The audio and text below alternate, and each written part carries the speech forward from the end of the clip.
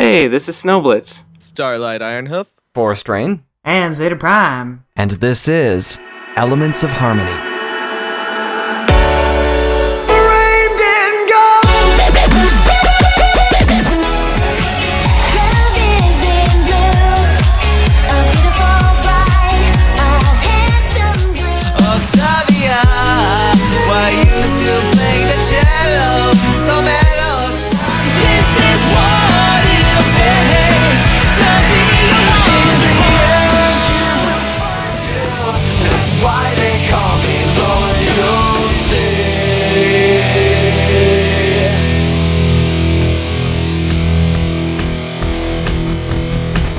Tonight on the show, we interview one of the very few modern classical music masters in the fandom. Carbon Maestro has been composing epic orchestral music since 2012 and has been releasing tracks at a breakneck pace. He is known for working with some of the most well-known voices in the fandom, including Memj and Ilimanti, and incorporating some of the most fantastic performances ever heard from them into his music. He is a brony musician with enough talent for us to not debate the use of the word maestro in his name. Carbon Maestro joins us here tonight. Welcome to Elements of Harmony. This is a kind of a special episode for us, so just before we actually get into the interview, I just wanted to do a quick mention that we decided to kick Starlight Ironhoof out of this episode because we're sick of him talking about all the bands he likes. So to replace him, we've got Slyphstorm. Yeah. I'm back. They invited me back, and now I'm here again. It's because you, in the middle of your interview, decided to start interviewing us. So we're like, yeah. I had a question. I needed answers. Don't judge me. So, Slyph, since Starlight couldn't be here tonight, you're gonna be our guest tonight. How does that make you feel? Yay! I expect Parchment to put my hat back on. Because I liked my hat. And it was a very sexy hat. And I want my hat. Parchment! I expect that too. Yeah. I demand a hat. Oh, there it is. Oh, yeah! Glorious. Glorious hat. All right. Thank you, Princess Parchi. I'm glad Parchi's on top of this. All right. Yeah, maybe we should put a feather on it too. Yes, put a feather. It has to be an orange feather in celebration. While we're at it, we should make them glow technicolor so that you look like you're charging up an attack. There's maybe a health counter underneath you too. You know, make it a sombrero. Yeah, a sombrero. I need maracas. Give me some maracas as well. No, that's going too far. All right, we'll just go back to the hat. All right. Anyway, so we have Slyphstorm on tonight, and Slyph's awesome, and all that kind of stuff. Tonight we do have Carbon Maestro on our show, and I have the great honor of introducing him now. Carbon Maestro, hello. Hello there. How are you doing tonight? I'm doing pretty well, thank you. So, you have been on the brony music scene for a while, and you've been doing classical orchestrations for a while. But who is Carbon Maestro, for the people that don't know? I'm a cello player for the past 10 years. Woo! And I have only started composing... Actually, I shouldn't say only started composing. I've composed since I was 14, so that's been about 5 years. But I have one of those parents that when they think you can do something well, they'll give you something to try and do well with. So I was a piano player. They gave me a chance to play the piano and endless cello lessons. They decided to give me a cello just for some reason, maybe because I mentioned that I am interested in the cello, and they just gave me it and forced me to play it for 10 years. And then for composing, I've only started composing at 14 in high school when we were required to compose. When we composed for high school, it wasn't like the compositions that we have now for we don't have MIDI compositions. We just handwrite our compositions. That's in class, right? And yeah, that was a class. It was music theory, and I took a lot. And my orchestra, it's my normal orchestra class too, where every year we basically wrote songs for a quartet. And I was known as the maestro because every year I always won the writing competition for composition. Oh wow! And we have a little competition every year for our class, and this was we had one of the biggest orchestras in California. I think it was around 160 people in my freshman year, and by the time we left, we had about 200. Good Wow. Lord. That's impressive. You mentioned how you got the name Maestro because you kept winning those competitions. But what made you the president of Carbon Nation? Well, my orchestra teacher saw that I always use carbon fiber bows. I use carbon fiber bows for my cello because they're lightweight and they look nice. And so when it was funny because he's the one that came up with the name Carbon Maestro. I did not come up with it. He called me that. By the end of senior year in high school, he called me that because he knew that I was pretty decent in writing compositions. And when I was working with one of my contemporaries on a quartet song, I was conducting the other three with my cello bow, and he just randomly blurted that out, and that name just stuck with me for YouTube. Now, I haven't been paying a whole lot of attention to things in general, but one of my favorite bits from you, Carbon, was the Pony Empires soundtrack. I think I said that right. Right? Yes, that's correct. Yeah. How did you become involved in that? And for anybody who doesn't know, like, what actually is that? Okay, so the Pony Empire soundtrack it was my first album that I tried to ambitiously make, and more or less I have mixed feelings about it now, but back then I was really skeptical on the music scene in the brony fandom because I felt like there was something that was missing, and I had to step in and try and make an epic orchestral take on the MLP franchise and Friendship is Magic franchise. Yes, and the word epic is just thrown around all over the place nowadays. You can call your latest cat video epic if you use the right context. So I decided to make an quote epic album, which was more or less entirely orchestral, and it's a very different take from what the rest of the fandom is doing, and that's basically what I went for back when I was really hyped for during the time after the end of season 2 of MLP. I was really, really hyped at that time. When did you actually come into MLP? To be honest, I actually didn't really enter the fandom for a long time because I was very skeptical of it, and I was like, there are guys that like a girl show? That's probably a lot of people probably think that, and I definitely thought that too. Words from every brony. Yes, every single one. Join the club. We got jackets. of all places where I found MLP is from my physics professor, who showed a YouTube clip of My Little Pony and all the things that are wrong with it in terms of physics and how it breaks all the rules of physics. I remember that. That was an awesome video. Yeah. The dark matter thing? Yeah.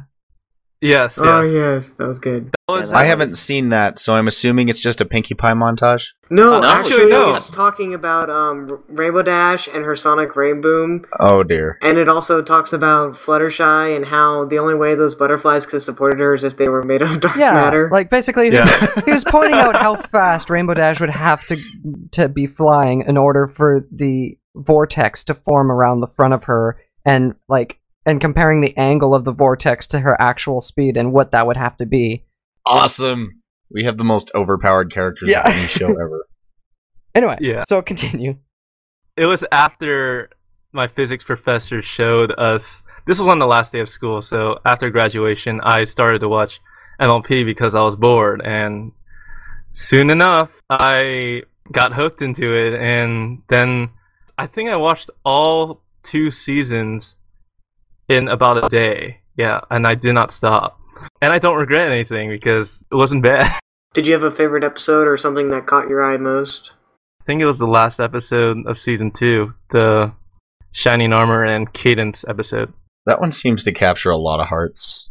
Yeah, mostly the aria part. That was probably the best thing ever. Yes. Oh my god. Ever since then, after that, I've pretty much been a brony for till now, and I still am. continuing with your love of music, how did you get that into doing pony music? Well, I wasn't really a composer on the computer. I've only learned that in 2012. And the first brony song I've heard from is the Living Tombstone Discord. And at first I can't believe I said that, but I can't believe now when I think about it, I thought it was really good. And it still is. It's still very good. It's not bad. It's still very good. It gets you hooked. Yeah. And yeah, it does. And I thought I'd give a try on composing myself just for fun, because why not? A lot of people I noticed were making these songs just for fun. And I've tried some things like cover songs for MLP. I learned that I'm not very good at cover songs. Also, I tried electronic songs, and I learned that I was absolutely terrible at them. Same here. No. I feel your pain. No, you're much, much better.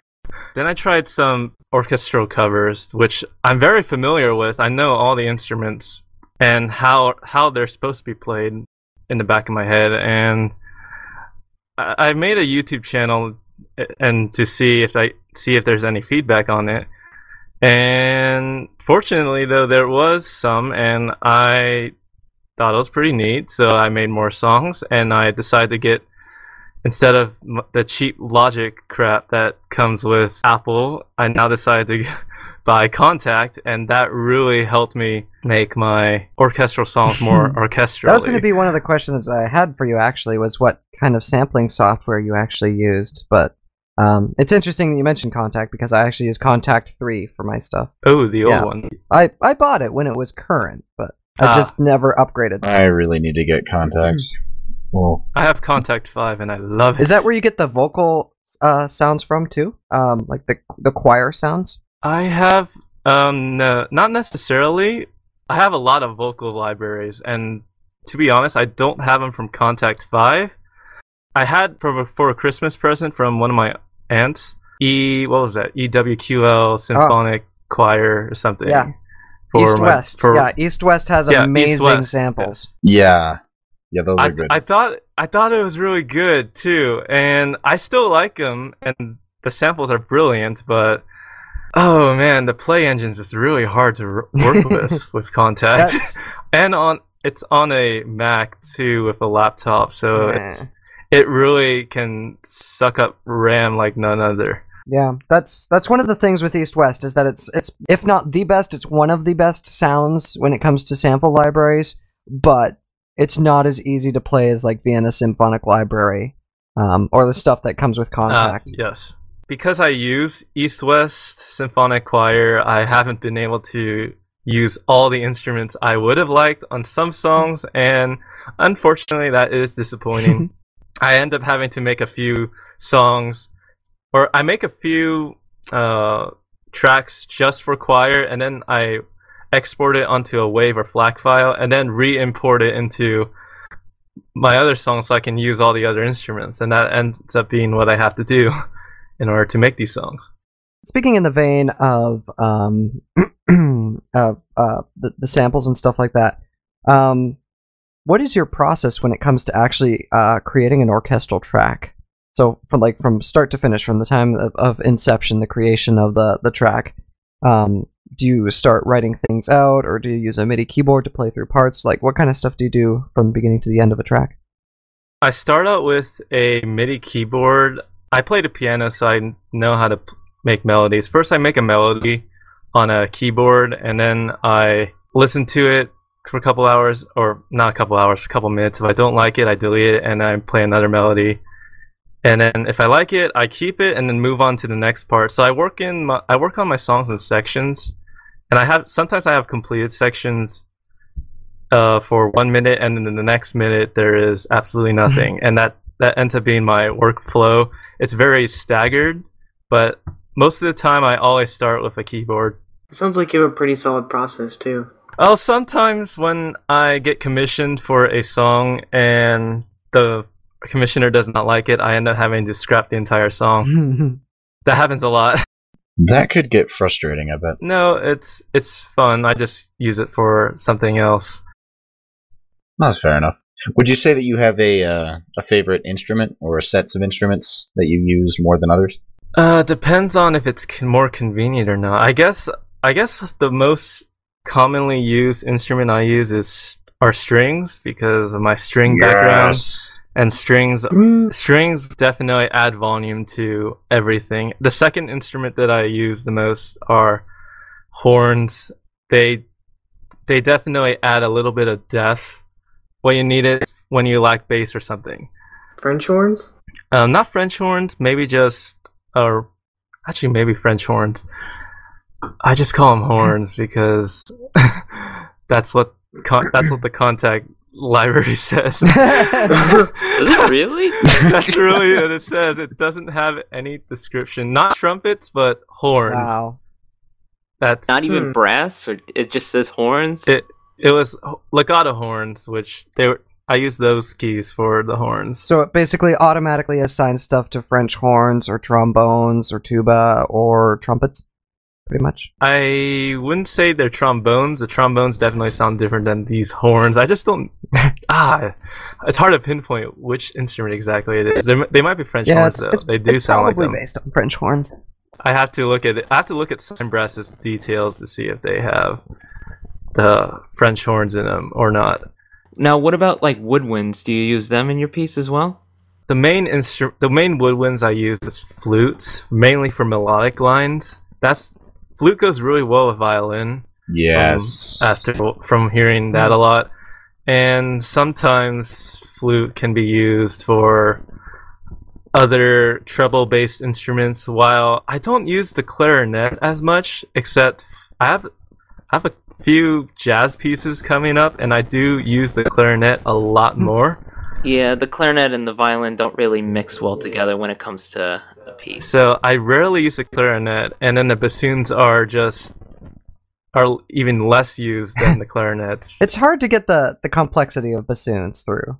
Yeah. I have horns. I have deep brass horns, which are like trombones and tubas, which can definitely make up for what the bassoons can do. I've played with bassoon a little bit, but it's not exactly the instrument that I would use often. Yeah. You also do a lot of really sort of epic, engaging, active tracks, where these instruments like the clarinets and the bassoon, and they don't really come into play so much for those kinds of tracks.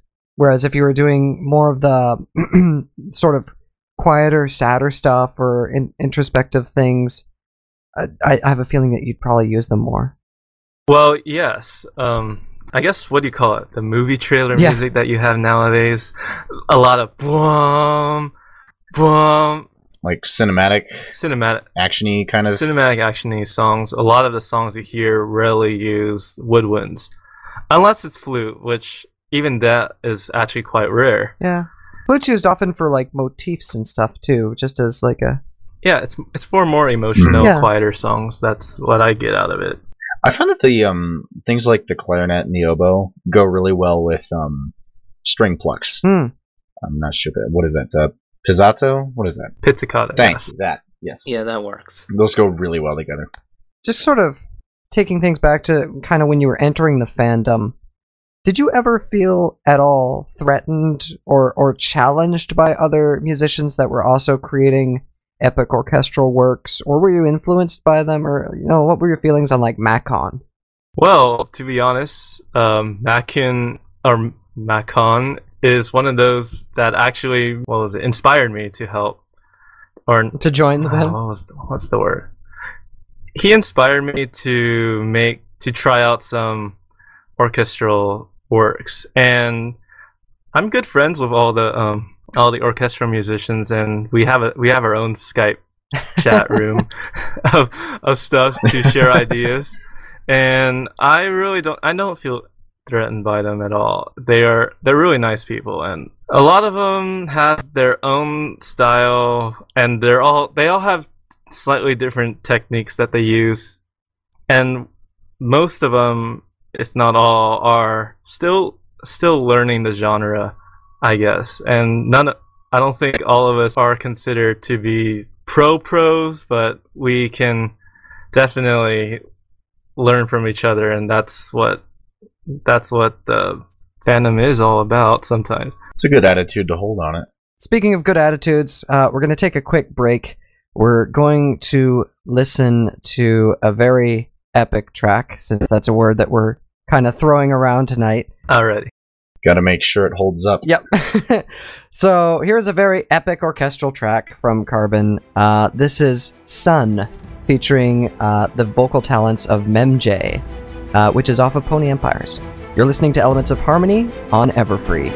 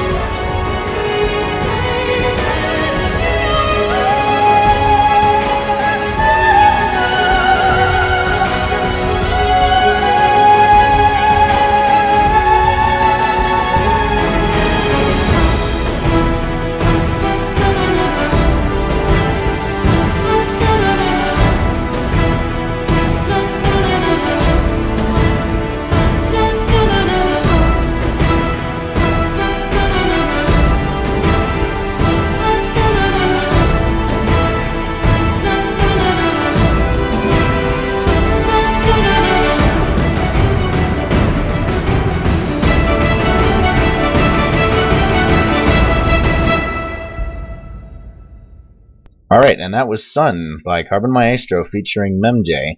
And one thing we wanted to talk about, Carbon, was you have done a lot of work on the Super Smash Ponies soundtrack for the game, and we wanted to just talk to you about that. How did you get involved in that whole thing, and how is that coming along? Well, to begin, when Super Smash Ponies had a 2D version, they were looking to make a more show-like game, and they needed some musicians for it. And given that I only had about 50 subscribers at the time, I think it was a pretty big step for them to pick me of all the musicians that are in the fandom to let me compose some of the songs, and I'm very humbled by that. And now when I think about it, the music will feature all the characters, so we have a bunch of characters as well as stages and adventure mode and some other sort of side music, alternate music for the stages. Now, is it gonna be like I don't know, like how they did Super Smash Bros. Melee, or is it gonna be like Brawl, kind of like music track style to it? We're going for a more Melee style. Nice. Sweet. I'm not gonna lie, I'm really stoked for that game. Now I know I don't know how much you're allowed to talk about this, but I'm just curious. How is it coming along? Like, how is the project, going? Would you say decent progress? Have there been any problems with it? And I don't want to. Well, we're making very good progress, I think. We've been keeping it very quiet. We have some new animators like Flufflepuff and a few others. Oh yes, sweet. In our team, as we just acquired them in the past 2 or 3 months, so we're very excited about that.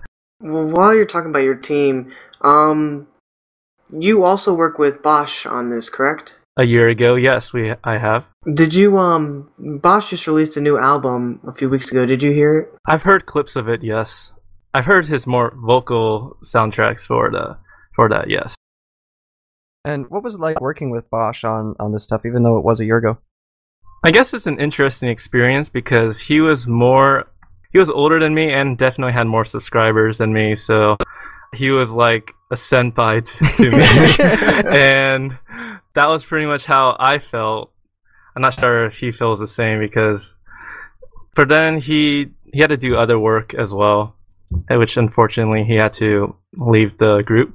But nonetheless, I felt like some of his songs, actually a lot of his songs, are still can be very well incorporated into video game genre, whereas mine is, I'm trying to make myself more video game compatible, and a lot of my songs are very, I don't want to throw the word epic. They are very dramatic and cinematic songs, and the style is very different.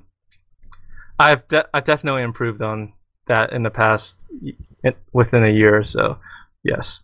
And certainly Luna's Wish is a very emotional song. Yes, it brings a lot of sorrow, and like when you listen to it as you go along, like it's kind of like the climax of like the storyline of a video game or anything like that.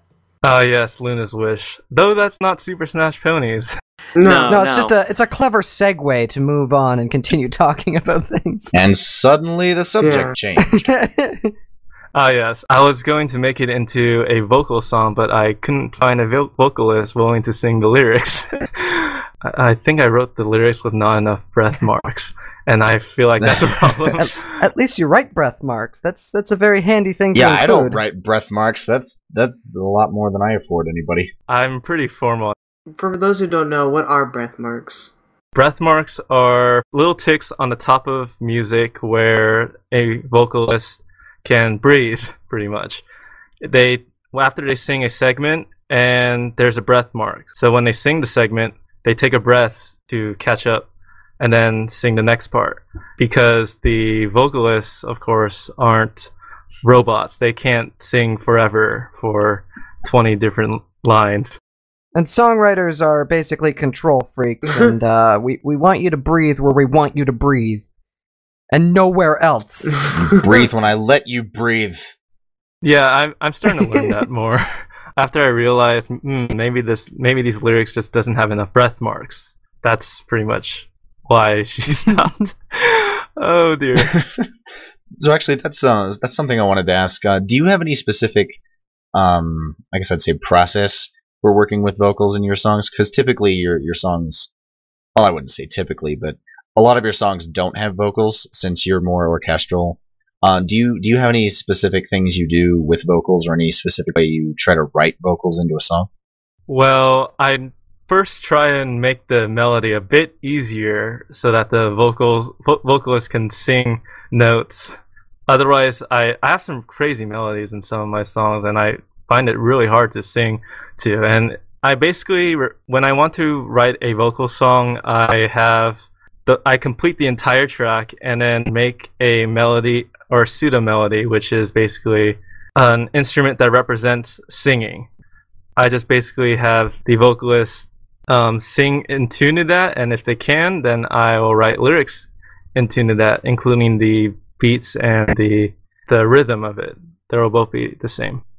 Okay, now I might be confused here, but I seem to remember on one or several of your tracks, you had one of your vocalists singing in a different language. I think it was like Italian or something. Latin.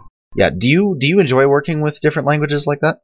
Well, it depends. I know that the translation may be a bit rough, but if I can work with other lyricists who can translate more precisely and have the pronunciation right, then I have no problem with working with other languages, and that is something that I do strive to go for. Oh, okay. Yeah, because I remember hearing Latin in there. I was like, woo! It's in Latin. That's really cool.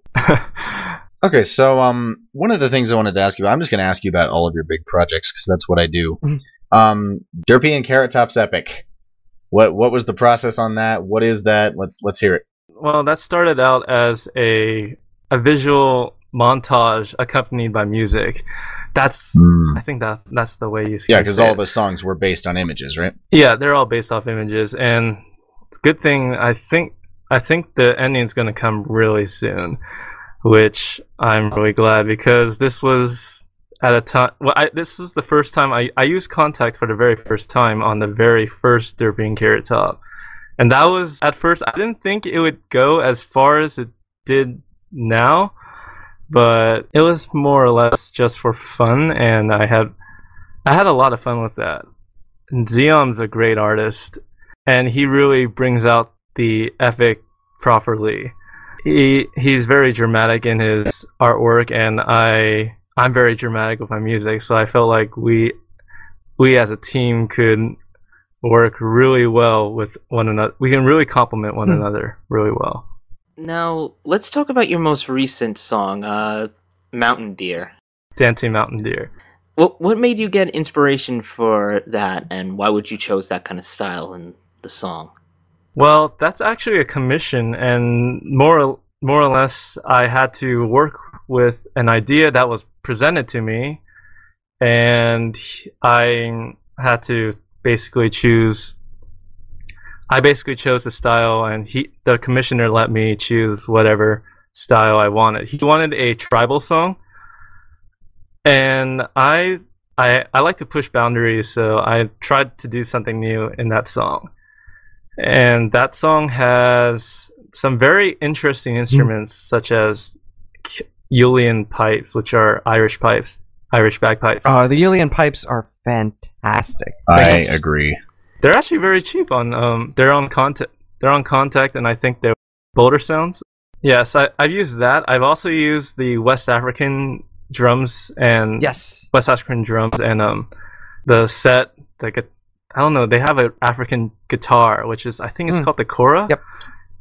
Kora. Well as I also use the balafans, which is basically the xylophone, African xylophone. I used Eastern instruments like the taikos. I felt like taikos are always useful anywhere.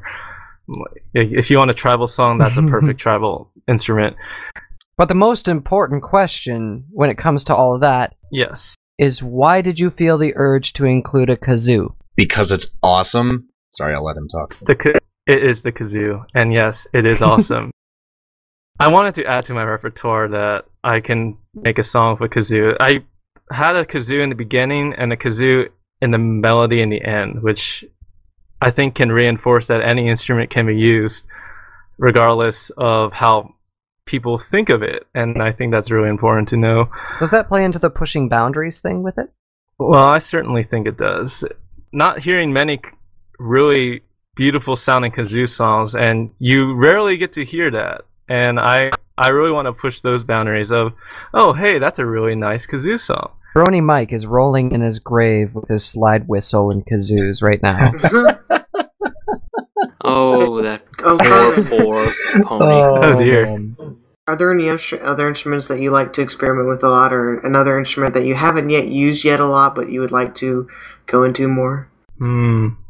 Rock guitar. I've yet to use it in any of my songs. To be honest, they're fake guitars, but I wanted to use some rock guitarists, and I wanted to incorporate that into one of my future songs, and that's definitely something I'm going to be trying to do, and you might see it. You might even see it this year. That would be awesome, because they do work really well together if you do it right. Yeah, symphonic rock. Yes. And that's pretty much what I'm going for. If you do that, I'll love you Best forever. thing ever. I'll try. It's definitely something new, and I don't have any instruments in contact for rock music, so I have to adjust to it, or just get a rock guitarist, and I'll just message him. Hopefully, we can work together. I'm sure we've had a bunch of those on the show in recent weeks. Actually, the week right before now, we had DB Pony, so you should totally message DB Pony and ask if he wants to rock some guitar on your tracks. Alrighty. One of the things that I noticed on your YouTube channel is that you have a series on there called Carbon Music Review. Oh my. Oh my. Oh, I do. my. Oh my.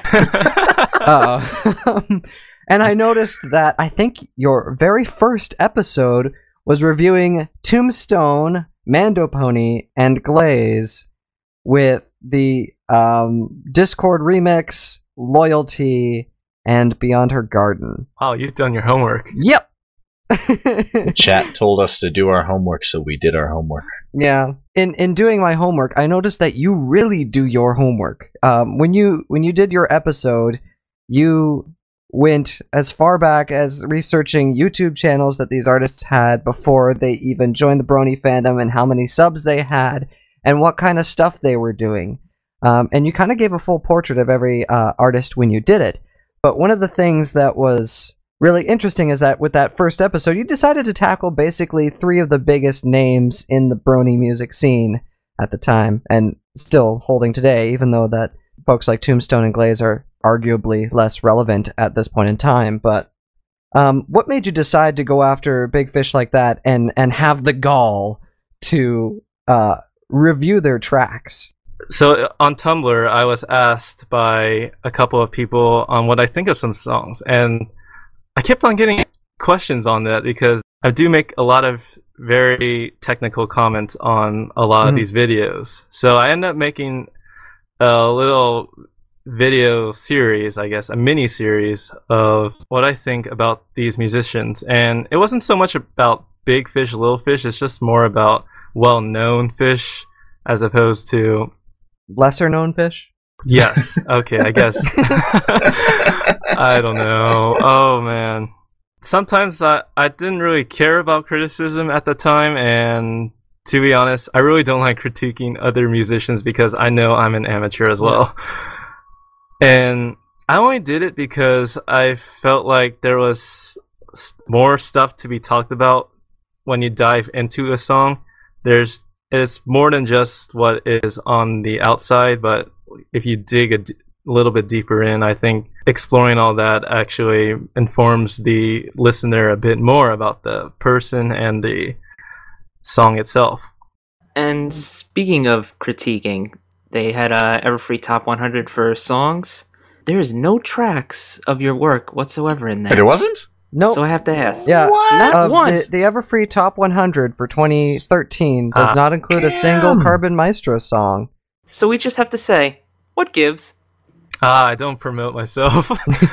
That's one. And 2, I wasn't really into the contest thing. This was more of a popularity contest, as I saw from the 2012 and 2013 Top 100 Everfree contests. So I didn't feel like... I've seen some Twitter and Tumblr users who have basically made their fans vote 10 times a day, every day, on that Top 100. And I'm just not that type of person. I don't like lists at all in general. But I'm okay with it, to be honest. It's more of a popularity contest, and I don't really see it as a list on skill. And next here on EFN is All Pones Considered. We're here today with our hosts Forest Rain, Slyphstorm, Snowblitz, and Zeta Prime, as well as our guest Carbon Maestro for Strings Unbound, here on Elements of Harmony.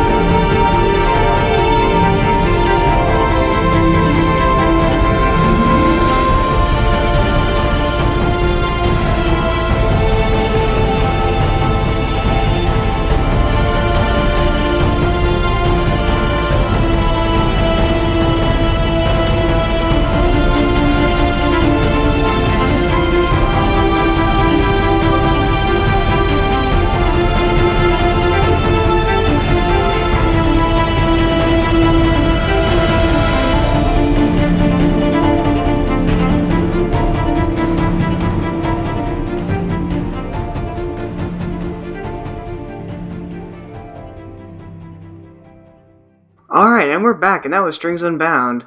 Carbon, quick question to start us out here on Tech Talk. What would you say are the two biggest differences for you between writing music out on paper and doing it electronically?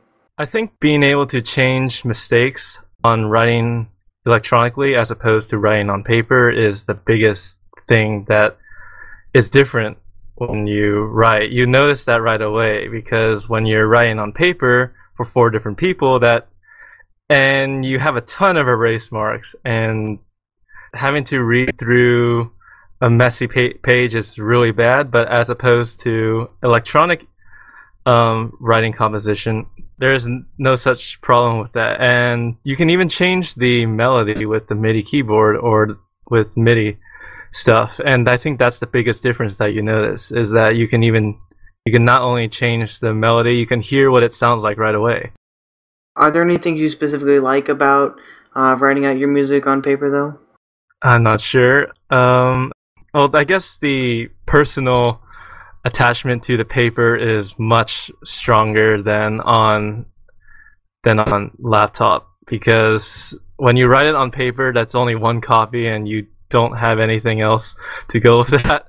And second of all, you don't know what it's going to sound like until you actually play it. You can get a general idea, but if you have really fast high notes and very dynamic notes clashing with one another, it can either clash really badly or mesh really well. I wrote out some music to be played for The Party Hasn't Ended, a cover I did of Pony Kenobi's original track. And I did a full string ensemble for it, which I was going to have performed live, but because of issues with scheduling and people that just weren't serious about actually producing a good product, it never happened that way. But I still have the printed out conductor's score for it, and I keep it in a safe place because it's sentimental to have it sheet music actually printed out of something you did.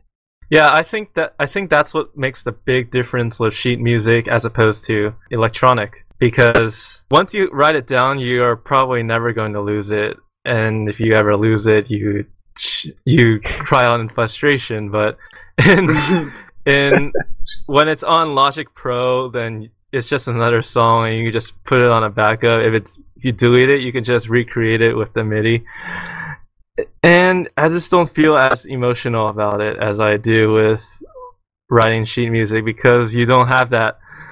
You didn't spend 4 hours writing one page of music. Are any of your current songs up on your YouTube page currently written by sheet music? Well, there was some earlier songs that I used to write in sheet music until I used to write on sheet music and then put it on my MIDI keyboard. And to be honest, it didn't come out so well. There's one song that I left on there though, and that was with that animation, Legacy of Star Swirl, and I look back and I just say to myself, wow, this is I could definitely do a lot better. I didn't know how to mix at the time and I basically could not do anything electronically. Since we don't generally have somebody who is considered a maestro on the show, how does the process of writing sheet music begin? How do you start with an idea or a musical idea and then start putting it on paper? Since everybody else that we've had on would just start recording and start listening back and just kind of work from there. But it's obviously a very different process when you're writing it down. Can you talk a little bit about that? Well, actually, I don't think it's that different. I do record some and then write it down, and I used to do that a lot. That was something that I've done when I was composing in high school, and nowadays it's more or less, if you do it on electronic music, you formulate sub-melodies with bits and pieces of a song, and you can mix and match into the song. In my older composing times, you would record and you place it onto paper, but sometimes it doesn't always appear, it doesn't sound exactly the same when you first play it. And it can end up being a little different, and it makes it really interesting. When you compose, are you mainly composing for certain sections, like string sections or horns or anything like that? Or do you just start with like, say, a piano or something, and then just sort of start adding on bits and pieces from there? Well, I start with a piano or piano keyboard. Sometimes I have the melody. I want to emphasize a melody, and I really emphasize it on a lot of my songs. And for the complementary harmonies, like the horns and the strings, I add it on later. I know that may not be the best way to write music, because I've heard a lot of my fellow orchestral musicians in the brony fandom have written harmonies first and then the melodies. And I do it the opposite. I write the melodies first and then the harmonies. I don't know if I've ever actually heard of writing the harmonies first. Well, Dr. Dissonance told me about it, and a couple of others have as well. Actually, I do that as well. Wow. So Forrest is just the weird one. I guess. Yes. Sing the song and then write the harmonies? Yeah. Really? That's, I mean, I sometimes do that, but typically, if I don't have like a really specific melody in mind, I'll just start with harmonies and make something up from there. yeah, that's the traditional way to make the music, to be honest. And a lot of the orchestral musicians, or almost all of them, do that. That is so... So, Forrest, you're weird. That is so strange to me because I can't... when I have to write something that has lyrics, I like to work with a lyricist because I'm terrible at coming up with words unless I'm specifically inspired by something. And Really? yeah, I try to get lyrics from the lyricist first, and then from those lyrics, melodies will start forming in my head to those lyrics. And then at that point, I start Okay. putting it to chords on a piano or on a guitar. And then from there, I basically record the piano part entirely, and then I'll sort of just start putting in instruments based off of that. But then I'll record my scratch vocals on top of that, and my scratch vocals are the lead melody line. After that's done, then I start doing harmonies. Okay, well, actually, that makes sense because you start with lyrics then. Most of the time, yeah. If that's technically, considered to be part of the song, which it is, you start with lyrics, not melody. So you base your melody off your lyrics. So in that sense, it makes sense because typically, unless I have a really specific idea, I don't start with lyrics. I start with harmonies. Yeah, I'm a bit of an oddball when it comes to writing or composing because I know for sure that almost everyone starts with harmonies, and I start with the melody first. Interesting. Okay, now this is a little bit off topic, but I actually had this question. I know not a whole lot of people, but several people who write, I would say almost exclusively orchestral music, and across the board for them, one of their goals has been to write a piece that is eventually played by a physical group of people, like an ensemble or something. Has that ever been like a goal for you, or have you ever actually written for a physical group? I've already written a musical song for a group of 4. I'm not sure if that is considered a group, but a quartet string orchestra. Yeah, I've done that before, and that's unfortunately that's not one of my goals. Oh, really? How was that experience writing for the quartet? Oh dear. Uh-oh. It's something that I would not like to remember sometimes. Oh, did I ask a bad question? Oh no. It's okay. It's okay. It's a decent. It was a decent song. I mean, I did several things such as write for a quartet for Nintendo quartet. Basically, we had a bunch of Nintendo songs, and I've arranged it. I didn't just arrange it. I wrote my own stuff into it too, and that was. I remember the first time they yelled at me for making such a bad arrangement, and then I worked back on it, and then they said it was much better, and we ended up playing it in a ensemble concert in front of like 1,000 people, and oh dear.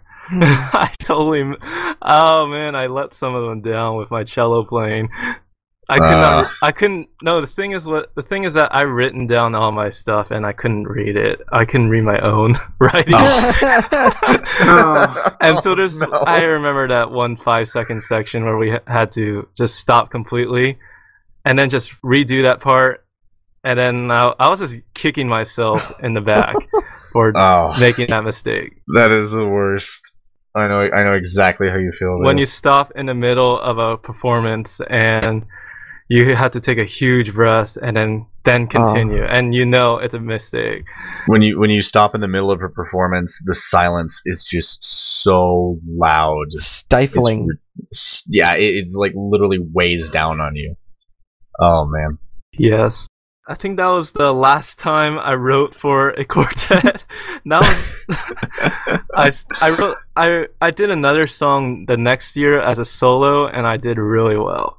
Oh, that's always good. Yeah, so I've made up for what I did that year, and oh dear, that's something I feel like it's okay to remember, but at the same time, that's not one of my greatest achievements, and I blah. So for your stuff, like the recent stuff that you've done on your channel, what's the order of instruments? How do you work so far as that? You said you lay down piano first, but then say for like we just listened to Strings Unbound. What would be your like the order of instruments that you would lay down after that? The order would consist of starting with the melody, which is sometimes the melody changes a lot in my songs, and I try to change. I change it quite often. Sometimes every 8 measures, or even 16 measures, even 4 measures. Every Wow. 4 measures, I change the melody, and I start with the melody. Then I go to the harmonics, and then the harmonics would include the other melodic instruments, but the more subtle instruments. And then I think I spend a lot of time on the drums. I spend about 1/4 of the time on the melody, one or half of it on the harmonics, and then 1/4 on the drums. But I feel like drums are underemphasized in a lot of brony music, and I use Drums of War and Evolve and Damage for my drums sets, and the drums have to be balanced so that the bass does not overpower the higher frequency sounds like the melodies and harmonies. Yes. And This I so try true. to balance. This is an both. interesting thing that you brought up, because you said that the drums are underemphasized in many songs. And just a few weeks ago, we had someone on that said that the drums are usually overemphasized in songs. And I wonder who I that get the might feeling that somebody is poking me in the side here Yes. a little bit. Forrest, are you calling me out on this? be. A little bit. Yeah, I'm interested in you two going at it about drums. All right, Carbon, bring it on. I guess what I mean by underemphasize is that when people write a song, or when musicians write a song, I guess they overlook it because they don't spend enough time on it, listening to it, and then going back to it and tweaking, and then listening again. I feel like sometimes it's just layered on top of, or layered right below a melody without integrating with it very well. That is what I feel about underemphasized. I didn't mean by bass heavy. I know a lot of songs are really bass heavy, and so much so that I really hate it. But So actually, technically, we have the same point of view here, Forrest, because what I meant was that people don't, like, when I say that they're overused, or whatever it was that I said, like, overemphasized, it's like they don't use them Effectively? They don't cherish them, like they they don't use them. That's exactly what I'm They just use them as like background noise more than an instrument in and of itself. Yeah, it's an instrument of itself, and it's just overlooked. That's what I meant by underemphasized. Overlooked. Yeah, there's not much of a battle here. Yeah, we just suddenly agree on things. Actually, I have a quick question. Carbon, how often do you practice your cello? Oh dear. I hope my parents aren't watching this, because I haven't I haven't played this. I haven't played my cello in a month. Ooh. Yeah, Somebody's gonna be disappointed. I'm not in my music classes this semester for my university, so I don't need to. There you go. Yes. Oh dear. Oh, the other thing is that I left my real cello at my house, and I am at my dorm. So I'm about a couple 100 miles away. So That's a good excuse. We are out of time for right now, but I just wanted to say thank you so much for appearing on Elements of Harmony with us and kind of dealing with our craziness, Carbon. It's been fantastic having you. thank you for having me here. And I'm going to pass it off right now to our resident NPR voiceover guy. Larscis is going to tell us what's coming up this weekend. And thanks for tuning in here on National Pony Radio. It's Everfree Network. Thank you for that correction. You've been listening to All Pones Considered and Strings Unbound here on Everfree Network.